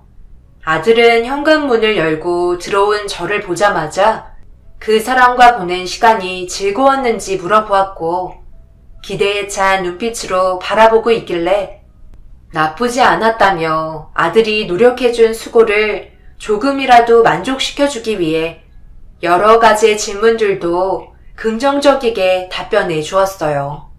그날 이후에도 자주는 아니더라도 아주 가끔 그 사람과 단둘이 식사를 하게 되는 날이 몇 번 더 있었습니다. 만날 때마다 느낀 건 저를 위해 노력하려는 모습을 보여준다는 거였어요. 좋은 부분만 보이는 게 나쁜 건 아니지만 진짜 그 사람의 본 모습이 어떤지 알 수 없어 가까이 다가가려 해도 조심스러운 감정은 여전히 남아 있었습니다. 그런데 자리를 옮겨 간단하게 차 한잔하려고 식당에서 나와 거리를 걷던 도중 신호가 바뀌어 횡단보도를 건너고 있는데 멈추지 않고 달려오는 차량 한 대에 너무 놀라 순간적으로 몸이 경직이 되었고 그 사람은 저를 구해주기 위해 몸을 날려 굳어있는 제 몸을 밖으로 밀쳤습니다. 그리고 그 사람은 차가운 바닥으로 떨어져 눈을 뜨지 못했어요. 순식간에 벌어진 충격적인 상황에 떨리는 손으로 핸드폰을 들어 구조대에 신고를 했고 응급실에 실려간 그 사람은 갈비뼈와 다리에 골절상을 입게 되었고 정말 다행인 건 머리를 다치지 않아 시간이 지나면 다시 정상적인 생활을 할 수 있었어요. 저를 구하기 위해 몸을 던진 순간부터 저희는 급속도로 가까워지면서 거의 매일 병원에서 그 사람의 옆자리를 지키며 간호를 해주었어요. 그렇게 몇 달 뒤 퇴원을 하게 되면서 저와 진지한 만남을 가지고 싶다는 고백에 처음 만났을 때부터 함께한 시간 동안 정 때문에 그런지 그 사람을 받아주게 되었죠. 그리고 저희는 아들의 적극적인 지원으로 재혼식까지 준비하게 되었어요. 그런 거 하고 싶지 않다는 말에도 아들은 밀어붙였습니다. 그래도 엄마가 새로 시작하는 또 다른 인생길인데 아무것도 안 하고 도장 찍는 것도 이상하잖아요. 조촐하게라도 재혼식을 끝내야 저도 유미와 마음 편히 결혼을 하지 않겠어요? 그동안 계속 미룬 것도 제 마음이 편하지 않아서 그런 거 잘 아시죠? 그래, 잘 알고 있다. 너희가 오랜 기간 함께 해온 거 알아. 유미가 옆에서 많이 도와줬었고 지금도 변함없이 한결같잖아. 금전적으로 힘들 때도 아무런 조건 없이 그동안 힘들게 일해서 모은 돈도 그냥 내어줬고 2번 다시 그런 여자 얻을 수 없다는 거 엄마도 잘 알고 있단다. 성훈이 네가 법관이 될 수 있었던 것도 유미가 그만큼 노력했기 때문에 지금 여기까지 올 수 있었다는 거 절대 잊으면 안 된다. 솔직히 유미는 지금까지 홀로 외롭게 살아왔었잖아. 성훈이 너는 엄마라도 있었지만 유미는 어렸을 적 고아원에서 자라왔고 지금도 말은 안 하지만 많이 불안할 거야. 인생을 성훈이 너에게 바쳤는데 등을 돌린다면 얼마나 마음이 아프겠니? 결국 그렇게 결혼하라고 얘기했는데 말을 듣지 않더니만 엄마가 먼저 재혼을 해야 너희들이 결혼하겠구나. 일정을 최대한 빨리 잡은 다음 너희들 결혼식을 서둘러 진행해야 되겠다. 그런데 요즘 유미가 많이 바쁘니? 최근 들어 전화도 잘 안 받고 주말이면 집에도 자주 찾아오더구먼. 둘이 무슨 일이 있는 건 아니지? 말 나온 김에 전화 한번 해봐라. 저녁 먹게. 저희가 상당히 힘든 시절을 보내고 있을 때 성훈이 앞에 유미가 나타났어요. 밝은 얼굴의 모습은 아니었지만 성훈이 뒤에서 묵묵히 도와주고 있었고 그 마음 변함없이 한결같았습니다. 고아원에서 자라왔다는 말을 들었을 땐 너무 마음이 아팠어요. 유미는 누군가에게 의지하고 싶은 사람을 찾고 있었는데 그게 성훈이었고 둘은 천생연분인 것 마냥 너무나도 잘 어울렸습니다. 그래서 성훈이가 좀 더 책임감을 가질 수 있게 결혼 얘기를 몇 번이나 꺼냈었지만 자신이 생각한 목표를 달성하기 전까지 결혼은 계속 미루었죠. 그리고 법관이 된 이후 결혼을 하게 된다면 공허해질 저를 생각해 남자를 소개해준 거였어요. 자식 입장에서 말하지 못한 여러 가지 걱정들을 정리해야 성훈이가 결혼할 수 있을 것 같아 그 사람과 그동안 만나면서 함께 했던 시간들을 볼 때 앞으로도 좋은 관계를 유지할 것 같아 재혼을 준비하게 되었습니다. 그래야 성훈이와 유미도 안정적인 삶을 살 수 있으니까요. 그렇게 재혼식을 하기 위해 그 사람과 여러 가지를 준비하며 함께 많은 시간을 보내고 있었어요. 그리고 늦은 저녁까지 볼일을 끝내고 지친 몸을 이끌며 집으로 돌아와 현관문을 열려고 하는데 뒤에서 낯익은 목소리가 들려왔어요. 아니, 유미야. 이 늦은 시간에 여긴 어쩐 일이야?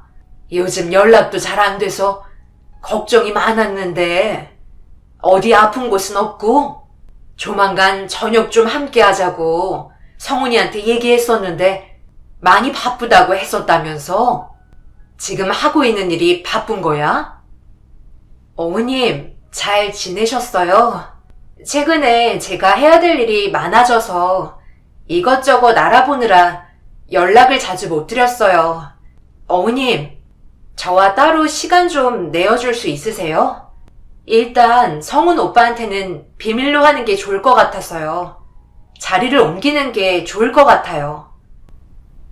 저녁 늦게 갑자기 찾아온 유미는 상당히 심각한 얼굴로 무언가를 말해야 한다는 눈빛을 보내기 시작했고, 불안한 모습이 저 또한 걱정이 돼서 자리를 옮겨 무슨 말을 하려는 건지 들어보기로 했습니다. 그리고 한참 동안 머뭇거리던 유미는 어렵게 입을 열어 자신이 겪은 상황에 대해 설명을 하기 시작했고, 모든 걸 듣게 된 순간 경악을 하고 말았습니다. 너무 충격을 받았는지 집에 돌아와서도 정신이 온전치 못했어요. 그리고 앞으로 어떻게 이 상황을 해결해야 할지 걱정이 앞섰죠. 일단 모든 게 확실해지기 전까지 성훈이한테는 비밀로 해야만 했어요. 그리고 유미와 함께 모든 걸 알아가기 시작했습니다. 파면 팔수록 엄청난 것들이 쏟아져 나오고 있었고, 이 모든 게 계획적이었다는 거에 결국 주저앉고 말았어요. 확실한 증거들이 나온 순간 그 사람을 도저히 용서할 수 없었고, 그렇게 재혼식 전날 도착하게 된 손편지 한 통에 제 인생은 완전히 뒤집히게 되었어요. 아무것도 모르고 있던 성훈이는 재혼식 날 당일 기분이 상당히 좋아 보였지만 저는 웃지 못했습니다. 그렇게 재혼식이 진행이 되고 모두의 축하를 받으며 입장을 함과 동시에 제가 가지고 있던 손편지 한 통을 꺼내 들었어요. 그리고 엄청난 사실이 밝혀지자 많은 사람들이 경악을 하며 분노를 하게 되었고, 제 아들은 그 자리에서 주저앉고 말았네요. 성훈아, 저 사람이 왜 나한테 접근했는지 나도 최근에서야 알았다. 그리고 이 사실을 유미가 알려주지 않았다면 우리 집안은 순식간에 무너지고 말았을 거야. 저 사람을 절대 용서하면 안 돼. 그동안 성훈이 너를 속이고 있었다고. 지금 엄마가 읽어내려고 한 내용이 사실이에요? 어떻게 이런 일을 꾸밀 수가 있는 거죠? 자기 목숨을 바치면서까지. 제가 가진 것들이 그렇게 욕심이 났어요? 앞으로 남은 인생을 편하게 살고 싶어서요. 오픈한 식당도 장사가 안 되니까 지금까지 홀로 외로이 지낸 엄마의 마음을 붙잡으려 이런 짓까지 저지르다니 정말 믿을 수가 없네요. 그동안 아저씨를 내가 어떻게 생각했는지 뻔히 알면서 그런 것도 전부 계획적이었다는 게 너무 소름이 돋습니다. 그런데 어쩌죠? 아저씨의 사악한 마음을 전부 알게 되었으니 더 이상 함께할 이유는 없을 것 같네요. 어떻게 사람을 시켜 자신을 희생하면서까지 완벽한 계획을 꾸미려 했는지 이해할 수가 없어요. 그만큼 돈이 중요했어요? 엄마의 갈등이 불안해서 확실한 게 필요했나 보죠? 저거 다 꾸민 얘기야. 내가 정신 나가지 않고서야 어떻게 그런 행동을 할 수가 있겠어? 저 여자 뭔데? 이런 말도 안 되는 상황들을 끼워 맞춘 거야? 성훈아, 그동안 아저씨와 함께했던 지난 날들을 생각해봐. 아저씨가 그런 사람인 것 같니? 당연히 받아들이기 힘들겠지. 그래서 내가 이것 말고 또 다른 걸 준비했다고. 성훈이 너도 이걸 듣게 된다면 저 사람이 그동안 우리한테 접근한 이유가 무엇인지 확실하게 알 수 있을 거다. 이래서 사람은 평생을 믿으면 안 되는 거야. 이게 녹음된 내용이다. 나 정도면 인물도 괜찮고 성격도 좋은 편 아니야? 놓친 내가 의심도 많고 엄청 고민하는데 내가 정말 기가 차서 말이 안 나왔다니까. 법관 아들 하나 만들어서 다른 사업 좀 해보려고 하는데 왜 이렇게 안 따라주는지 모르겠네. 무언가 확실한 게 필요할 것 같아. 나 아니면 못 살 것처럼 만들어야 된다니까. 매너로 밀어붙이는 건 한계가 있는 것 같아. 이러다 흐지부지 끝나면 그동안 쏟아부은 시간이 너무 아깝잖아. 식당은 파리만 날려서 폐업 직전인데 골치 아파 죽겠네. 그럼 목숨을 구해주는 일 같은 건 어때? 자신을 위해 희생을 한다면 그것만큼 감동적인 건 없는 거라고. 몸이 고통스럽긴 하지만 이만한 것도 없지. 내가 살짝 부러질 정도만 툭 칠 테니까 모험 한번 해보는 건 어때? 인생 한번 걸어서 제대로 물리면 평생 편하게 먹고 살 수 있는 거잖아. 나중에 둘이 재혼하면 나 모른 척 하면 안 된다. 매장 하나 정도는 차려줘야 하는 거 알지? 그 사람이 계획하고 있던 녹음된 내용을 듣자마자 제 아들은 경악을 했고 재혼식에 참석했던 그 사람의 친구분은 그 자리에서 급하게 도망을 쳤습니다. 법관인 아들을 상대로 사기를 치려 누가 그런 계획을 꾸미겠어요. 당연히 그런 생각을 전혀 가질 수 없었죠. 그 사람은 많은 사람들에게 둘러싸였고 자신의 잘못이 밝혀지자 그 자리에서 무릎을 꿇고 저에게 싹싹 빌었습니다. 그런데 유미가 둘러싼 사람들 사이를 비집고 들어오더니 다짜고짜 그 사람의 얼굴에 손을 수차례 올려붙이기 시작했어요. 돌발 상황에 너무 놀라 급하게 말렸지만 눈물을 흘리면서 이성의 끈을 놓아버렸죠. 무언가 이상했어요. 언제나 침착한 모습을 보여주며 살아온 모습과 전혀 다른 사람처럼 행동했으니까요. 당신 나 몰라요? 제 얼굴 똑바로 봐요. 나 모르겠냐고. 겨우 이런 식으로 살고 있었던 거예요? 정말 한심하네. 너 뭔데 내 얼굴에 손을 올리는 거야? 지금 네가 한 행동이 법적으로 얼마나 불리하게 작용하는지 알지? 성훈아, 네가 이 문제에 대해 처리를 좀 해줬으면 좋겠다. 이가 몇 개나 흔들리는 것 같네. 저런 정신 나간 여자가 여기엔 왜 있는 거야? 정신 나간 여자? 아직도 자신이 뭘 잘못하고 있는지 전혀 알지를 못하네. 하기엔 개차반같이 살아온 인생 나에게 미련이나 있었겠어요? 그러니 지금까지 나를 잊고 살았겠지. 내가 아직 가지고 있는 이 서류와 녹음기에 뭐가 들어있는지 알아요? 어머님, 여기요. 저도 너무 놀라 지금도 믿기지가 않는데요. 성훈 씨랑 어머님도 아셔야 할 것 같아서요. 녹음기 재생시켜 보세요. 그런데 너 재혼하고 찾아오면 어쩌려고 그래? 그럼 문제가 되는 거잖아? 사람 일은 전혀 모르는 거라고.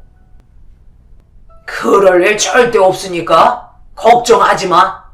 내가 그런 것 하나 제대로 정리 안 했을까봐. 그리고 그때 일이 얼마나 오래 지났는데 한 번이라도 찾아온 적이 있었어? 자기는 부모가 살아있다는 자체를 기억하지 못한다고. 내 나이가 몇 갠데 지금까지 찾지 않는 것 보면 어디서 잘 살고 있거나 아님 배구라 세상을 떠났을지도 모르지. 그러니 그런 건 전혀 걱정하지 마. 그 아이 태어났을 때부터 별로 기분 좋지 않았어. 내 전초가 몸이 워낙 약했었는데 출산하면서 세상을 떠났잖아. 그런데 그 아이 태어난 것도 정상이 아니었어. 새끼 발가락 하나가 없더라고. 그때 당시 돈도 없었고 혼자 키울 여력은 당연히 안 되니까 새벽에 몰래 고아원에 두고 왔지. 지금도 그때의 결정 나는 후회하지 않아. 지금 두 발 뻗고 잘 살고 있잖아. 그러니 두 번 다시 그 아이 입 밖에 꺼내지 마. 녹음된 내용을 듣고 성훈이는 털썩 주저앉아 오열을 하고 말았습니다. 그리고 유미가 들고 있던 서류 한 장을 저에게 건네주었고 천천히 읽어내려간 순간 저 또한 제대로 서 있을 수가 없었어요. 그 사람은 말도 안 된다며 소리를 질렀지만 유미가 신발을 벗자마자 모든 게 진실이라는 걸 확인할 수 있었네요. 새끼 발가락 하나가 없다는 건 저나 성훈이도 알고 있는 사실이라 더 충격이었습니다. 재혼식 날 눈앞에서 자기가 버린 딸이 자신을 위해 복수를 하려고 나타난 모습을 보곤 넋이 나간 표정으로 유미를 바라보고 있었어요. 그리고 결국 자신이 저지른 행동에 대해 용서를 구했고 그 사람은 경찰의 조사를 받아야만 했습니다. 유미가 그 사람을 의심하게 된 이유는 사고를 계획했던 남자와 저희 집 앞에서 무언가를 계획하고 있는 게 보였고 그런 행동이 찝찝했는지 그동안 바쁘게 움직이며 뒷조사를 하고 있던 거였어요. 하지만 둘이 부녀의 관계였다는 건 너무 믿기 힘들었습니다. 결국 너무 마음이 아파 오열을 하다가 실신을 하게 되었고 그때부터 몸이 이상하다는 걸 계속해서 느끼게 된 거였죠. 그리고 정밀검사를 받게 되면서 췌장암 사기 시한부 판정을 받게 된 거였습니다. 안 좋은 일들이 파도가 밀려오듯 감당하기가 힘들 정도로 계속해서 충격적인 날들의 연속이었어요.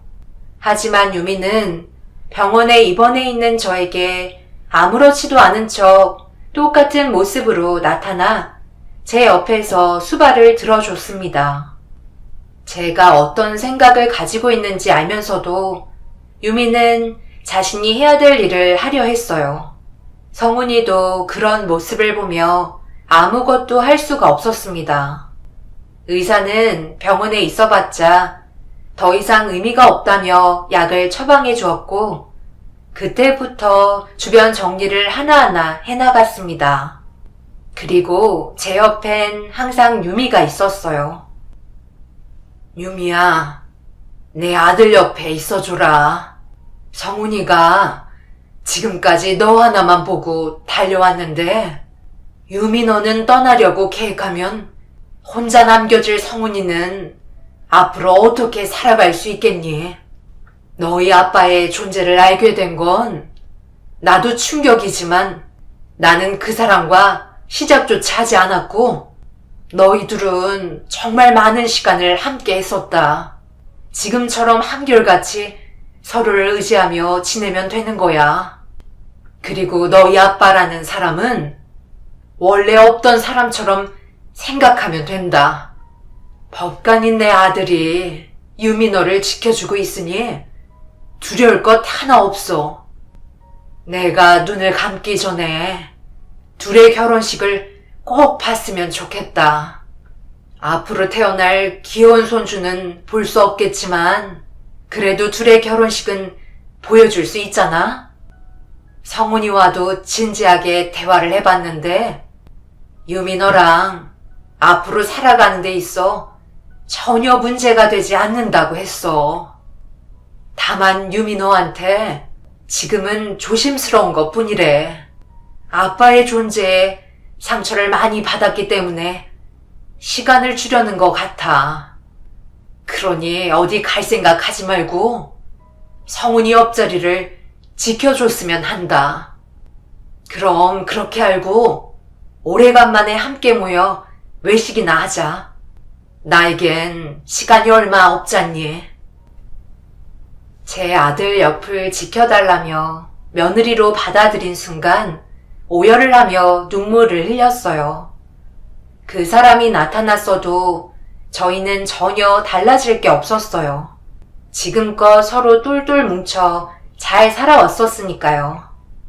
그리고 이번 달 말에 아들과 유미의 결혼식이 준비되어 있습니다. 시기가 좋지 않아 많은 분들이 축하해주러 올 수는 없지만 그래도 상황에 맞게 결혼식을 진행하려 합니다. 그런데 항상 마음에 걸리는 건 그 사람이에요. 자기 딸인 걸 알게 됐으니 어떻게든 접근하려고 시도하겠죠. 다행히 아들이 법관이라 큰 걱정 없이 눈을 감을 수 있을 것 같지만 아예 불안한 마음을 떨쳐낼 수는 없네요. 제가 여러분들께 은원드리고 싶은 건 법적인 문제로도 해결할 수 없는 혈육 문제입니다. 자식과 부모와의 존재를 알게 된 이상 머릿속에 떠나지 않을 거예요. 그럼 언젠가 다시 부딪히게 되는 날이 분명 찾아올 겁니다. 그때 어떤 식으로 처신을 하면 좋을지 의견을 들어보고 싶습니다. 이건 인생 경험이 많으신 분들의 조언을 들어야만 해답을 얻을 수 있을 것 같아서요. 제일 불안한 건 그 사람이 자기가 원하는 걸 얻으려고 자신의 몸을 희생하면서까지 접근했다는 거예요. 그만큼 무서운 사람이기도 합니다. 분명 자신의 이득을 취하기 위해 물불 가리지 않겠죠. 여러분들의 아낌없는 조언을 듣고 얼마 남지 않은 시간 저희 가족이 똘똘 뭉쳐 혹시라도 앞으로 일어나게 될 일들을 미리 막았으면 좋겠습니다. 가득하시고 하시는 일이 무엇이든 잘 되시길 기원 드리겠습니다. 감사합니다.